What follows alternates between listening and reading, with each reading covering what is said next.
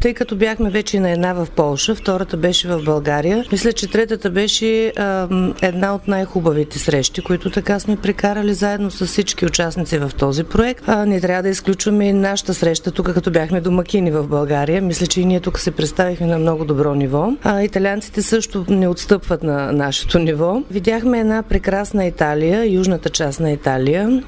Имахме възможност да се срещнем с ръководителите на всички групи всъщност от проекта, които са. Посетихме италиански две училища. Едното беше специализирано за готвене, а другото беше общообразователно училище. Обстановката беше много приятна, колегите също много приятни, така че мисля, че всичко беше на ниво. И имаше и какво и да видим от тях. Нашите деца изнесоха акробатични упражнения, тъй като ние сме от спортно училище. Обстановката в училището е много нормална, много спокойна. Часовете учебните при тях протичат на много така лежерно ниво. Децата просто ми направиха впечатление, че могат и по време на учебен час да не стоят както при нас на чинове, на сядра и на маси. Могат да стават, да се разхождат, просто контактуват много повече с преподавателите си. Това им дава една много по-голяма свобода и може би учебният процес така е по-добре организиран. Тяхна италианска кухня беше презентирана в едно от италианските училища. Показаха техни специалитети от рода на спагети, на паста, които са точно типични тяхни ястия. След което имахме шанса да дегустираме тези неща. Ние също се включихме в